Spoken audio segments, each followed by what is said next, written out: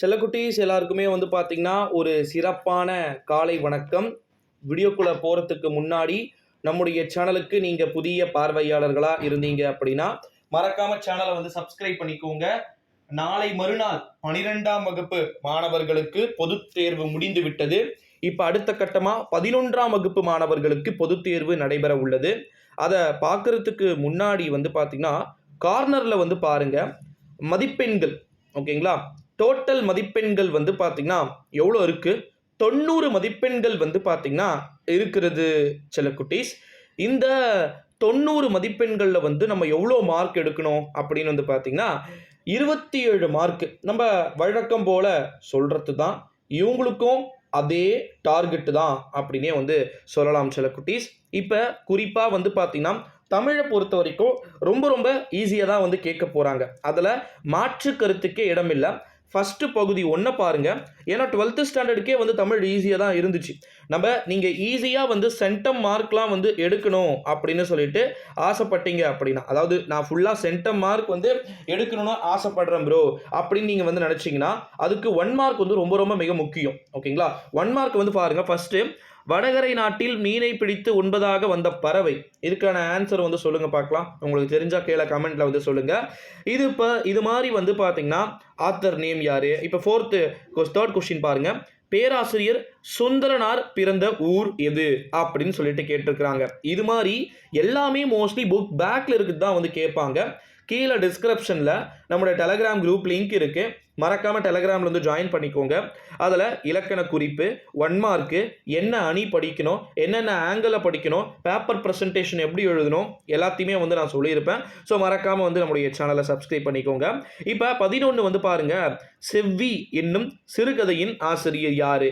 இப்போது ஆ இ இ அப்படின்னு சொல்லிட்டு கொடுத்துருக்குறாங்க. இது நம்ம என்ன பண்ணணும் அப்படின்னா, வெறும் ஆ தான் ஆன்சரோ இல்லை இ தான் ஆன்சரோ அப்படின்னா அது மட்டும் போட்டுட்டு நம்ம போயிடக்கூடாது.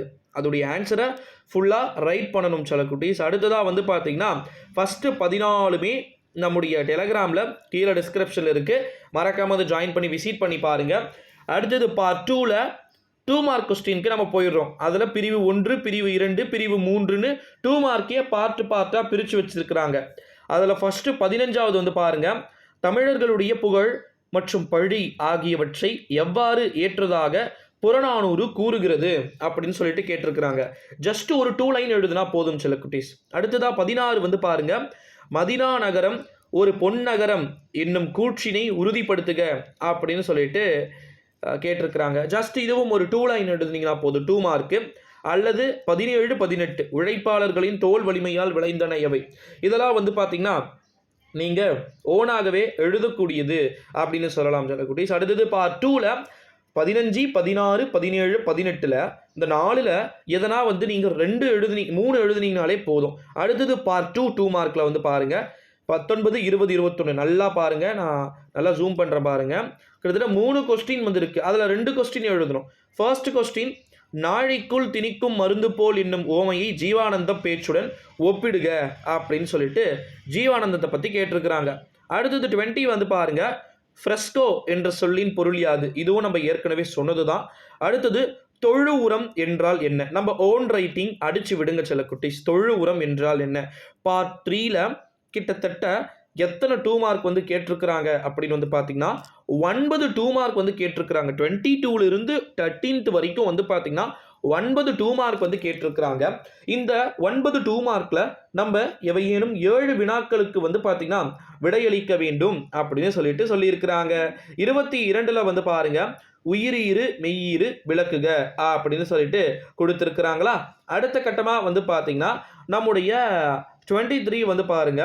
ஏதேனும் ஒன்றனுக்கு புணர்ச்சி விதி தருக. 2 கொடுத்துருக்குறாங்க. தண்டுடை புவியாட்சி அப்படின்னு சொல்லிட்டு அதில் எதனா ஒன்று கொடுத்தீங்க அப்படின்னாலே வந்து போதும்.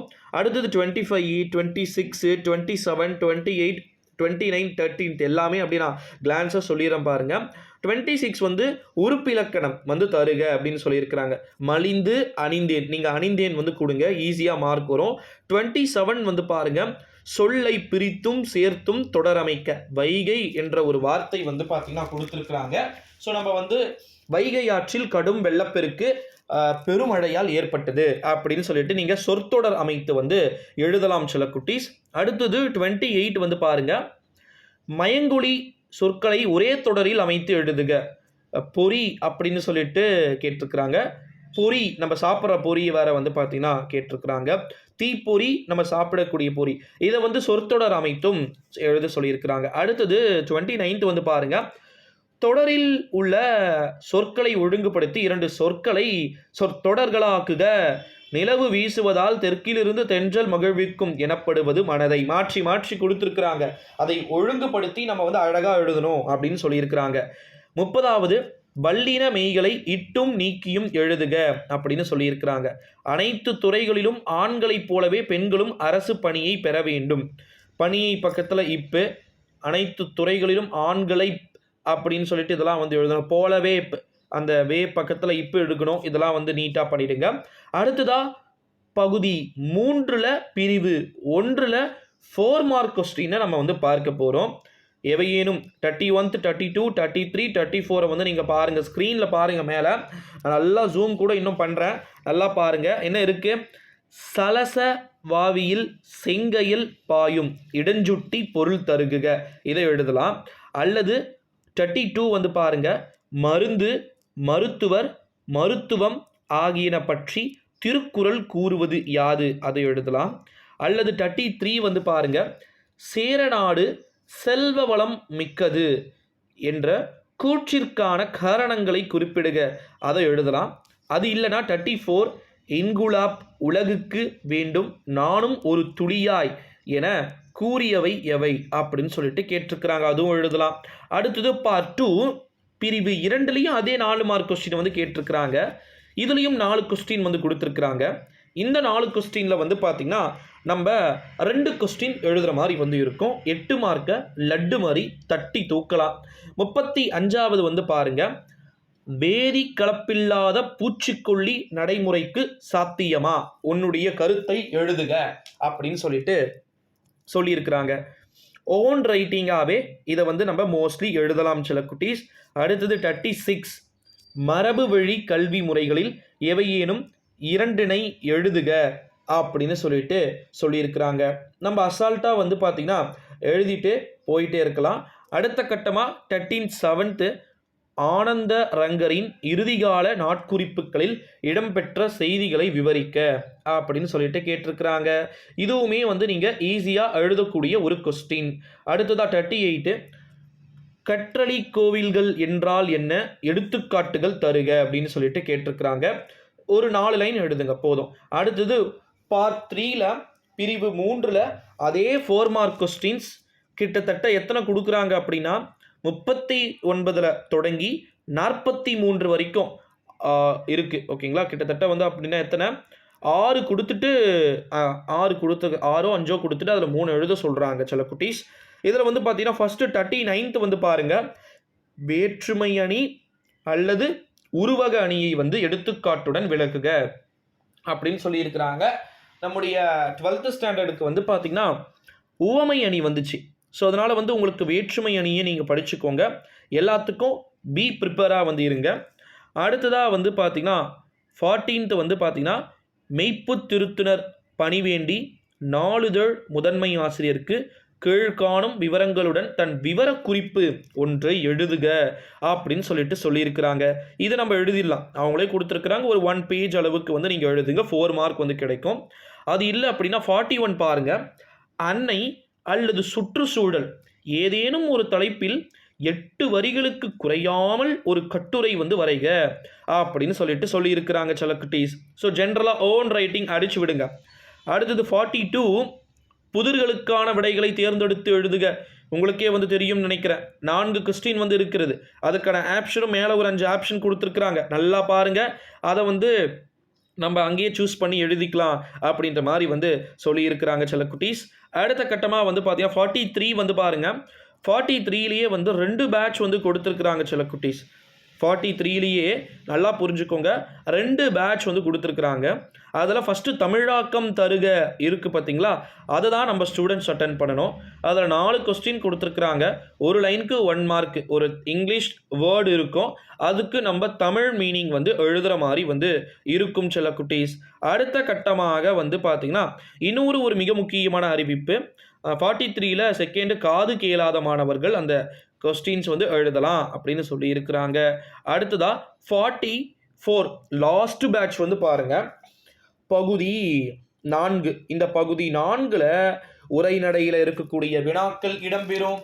அதற்கு பிறகு வந்து பார்த்தீங்கன்னா துணை பாடத்தில் இருக்கக்கூடியது கட்டுரைகள் வந்து இருக்கும், செய்யுள் நெடுவினாக்கள் வந்து இருக்கும். இப்படி அனைத்துமே வந்து இருக்கக்கூடிய ஒரு பார்ட்டாக வந்து இது இருக்க போது ரொம்ப ரொம்ப லேட்டாக, அதாவது நேரத்தை வந்து பார்த்திங்கன்னா கடத்தி செல்லக்கூடிய அறிவிப்புகள் இருக்கக்கூடிய ஒரு டீட்டெயிலாக இது இருக்கிறது அப்படின்னு வந்து சொல்லலாம். அதில் குறிப்பாக வந்து 44 வந்து பாருங்கள் சில குட்டீஸ். தலைவியின் இல்லற பாங்கினை பற்றி செவிலித்தாய் நற்றாயிடம் வியந்து கூறுவன யாவை. இதுவே இந்த டீட்டெயிலே அப்படியே சேமா வந்து பார்த்தீங்கன்னா வருவதற்கு வாய்ப்புகள் வந்து பார்த்தீங்கன்னா இருக்கு. இது 44ல் ஏ. அடுத்தது 44ல் பி பாருங்க, இறைவனின் பெருமையை தெரிவிக்கும் திருசாழல் மூலம் மாணிக்க வாசகரின் மொழி விளையாட்டினை விவரிக்க அப்படின்னு சொல்லிட்டு சொல்லி இருக்கிறாங்க சில குட்டீஸ். இது 2த்துல எதனா ஒன்று வந்து நம்ம எழுதுனீங்க அப்படின்னாலே போதுமானது அப்படின்னு சொல்லிட்டு சொல்லியிருக்கிறாங்க. 45ல் 2 டீட்டெயில் வந்து பார்த்திங்கன்னா கொடுத்துருக்குறாங்க. இந்த 45ல் 2 டீட்டெயிலில் வந்து பார்த்திங்கன்னா ஃபஸ்ட்டு வந்து காற்றில் கலந்த பேராசை அப்படின்னு வந்து கேட்டிருக்கிறாங்க. அதாவது சுந்தர ராமசாமியுடைய காற்றில் கலந்த பேராசை அப்படின்னு சொல்லிட்டு சொல்லியிருக்கிறாங்க. இது ஜீவாவுடைய வாழ்க்கைக்கு வந்து பார்த்திங்கன்னா சொல்லியிருக்கக்கூடிய ஒரு விஷயமா வந்து பார்க்கப்படுது. அடுத்ததா 45ல் பி, நீங்கள் மொழியை வெளிப்படுத்தும் நிலையில் பேச்சு மொழியையும் எழுத்து மொழியையும் எவ்வாறு உணர்கிறீர்கள் என்பதை வந்து விவரிக்க அப்படின்னு சொல்லிட்டு சொல்லியிருக்கிறாங்க நண்பர்களே. 45ல் அப்போ 2 கொஸ்டினில் எதனா ஒன்று எழுதுனீங்க அப்படின்னாலே வந்து போதுமானதாக இருக்கக்கூடும் என்று எதிர்பார்க்கப்படுகிறது நண்பர்களே. அடுத்ததாக 46லேயும் 2 கொஸ்டின் வந்து கொடுத்துருக்குறாங்க. அந்த 46ல் 2 கொஸ்டினில் வாடிவாசல் அப்படின்றத வந்து கேட்டிருக்கிறாங்க. இதை ஓனா எழுதலாம் சில குட்டீஸ். அடுத்ததா 46ல் பி கேட்டிருக்கிறாங்க, சிம்பொனி தமிழரும் ஆஸ்கார் தமிழரும் இசைத்தமிழுக்கு ஆற்றிய பணிகளை எழுதுக அப்படின்னு சொல்லிட்டு கேட்டிருக்கிறாங்க.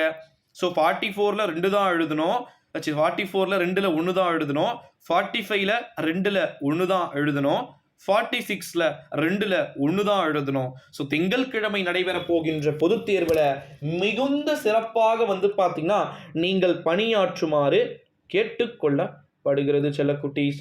ஓகேங்களா.